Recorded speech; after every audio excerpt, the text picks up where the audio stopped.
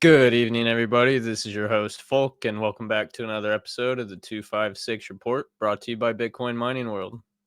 Today is August 28th on a Thursday, and Bitcoin is currently sitting above $112,000.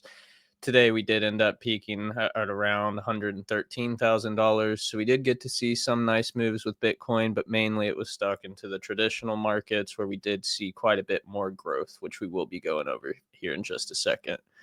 Net hash rate is looking good. 969 equihash, peaking a little bit over an exahash at some point or 1 zettahash at some point today.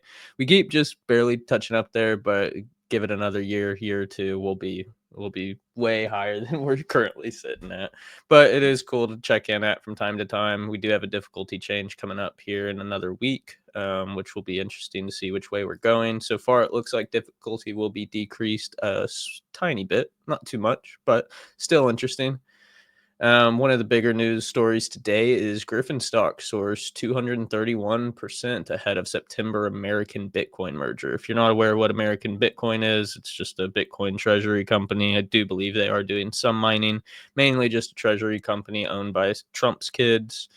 It's cool to see. I mean, anything Bitcoin related, as soon as you go public with it, it soars like crazy. But you can see over here, just on the day, we're up 42% on the stock. In the last 5 days, it's closer to 40. But I believe we opened this morning at $1.34 with a high of $1.80. So, all things considered, anything Bitcoin related, if you can spread out your money a little bit more, this allows people to have some sort of Bitcoin exposure for their 401ks or their Roth IRAs. Overall, just really cool to see. But like we were just saying, the S&P traditional markets have been eating great today. Index funds smashing a new all-time high on the S&P 500 at $6,500 with a high for today of 6,508. So pretty close to the high.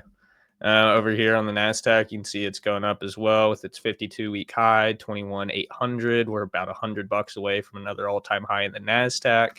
Same with the Dow Jones, 52-week high, 45,757, or about $120 off over here. Then with the Russell, Russell's the big guy for us over here in Bitcoin. We really just kind of wait to see whatever the Russell is going to do to figure out what the crypto market's going to do. And historically, they have a super close correlation. See, in the past month, it's up 5%. Doesn't sound like a lot to us in Bitcoin, but in traditional finance, that is huge. Getting back close to its 52-week high of 2,466, less than $100 away from where we're sitting at right now. Do expect to see some crazy gains out of Bitcoin as soon as the Russell and the rest of the index funds are able to break into a new all-time high.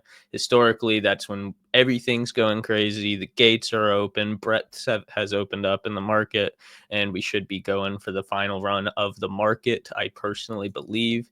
I'm not too sure how much more room Bitcoin has. I know a lot of people are calling for that $200,000 to $250,000 mark. Personally, I'm expecting anywhere from 126 to 135,000. I would love to be proven wrong, but those are my targets for this cycle. Over here is a cool little highlight. Solo miner back on July 26 smashed a $373,000 block. It's insane. It was done on CK Pool like most solo blocks. If you guys don't know who CK is, you should give him a look on either Twitter. I believe he has a YouTube channel as well. Great guy. Older gentleman that's been in Bitcoin for I think 12, 13 years. So a super early Bitcoiner. He's running this node, the solo node, all by himself for anybody to join. He does take like a 1 or 2% fee of the block reward, but then you get to keep all of the transaction fees that come along with that. On some other pretty big news, the United States government is now going to be posting their economic data on Chainlink, and I believe this is Pyth. Haven't ever heard of Pyth. If you've been around for a while, I'm sure you've heard the term Chainlink. Chainlink is main goal is just to connect a whole bunch of different chains where oracles where they can all communicate with each other and get on-chain data at real-time speeds. Either way, Be nice if they were better utilizing Bitcoin. We'd all love to see that, but it is nice to just see the legitimacy of the space being taken seriously by the United States government after all these years. We did a lot of fighting with the past SEC when Gary Gensler was in charge. So ever since Paul Adkins has taken over, there's been a huge switch with Trump's election. It doesn't matter how you feel about the guy but nobody cares about your politics, but the markets definitely got what they wanted with the Trump election win. um Overall, yeah, just really interesting to see the legitimacy constantly growing throughout Bitcoin and the rest of crypto. Not too much over here. You can see it's kind of just the over here with CoinDesk. Try to look for something interesting, but the main goal of today, or the biggest news story of today, is just that Chainlink and the Gryphon merger with American Bitcoin. Over here, we've got the CFTC is to provide clarity on U.S. access to foreign crypto exchanges. That's huge news. During the whole Gary Gensler regime, there were countless exchanges that either had to shut down, close their gates completely, or go offshore and not deal with anybody in the United States, just based on the regulatory uncertainty. So it's really nice, once again, just to see the further legitimization of crypto throughout the country. We've got all the people in power on board, and it's really just the start. Be very curious to see what happens over the next few years before the next election. I do believe this cycle is coming to a close pretty soon, but I do think we've got some good times ahead of us. Over here, you can see Bittrex actually closed down on April 30th of 2023 following a bankruptcy filing and the SEC settlement.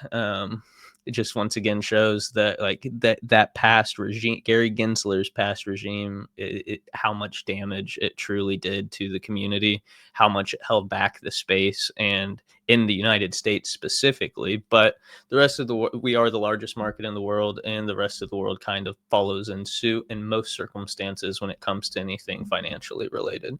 The rest of the world was able to jump the gun, but now Trump's coming out swinging. So hopefully we continue to see more and more improvements over time. I do appreciate everybody stopping in today. As always, make sure you like the video and subscribe if you are new to the channel. That's been it for this one, and I'll catch you guys next time. Thank you.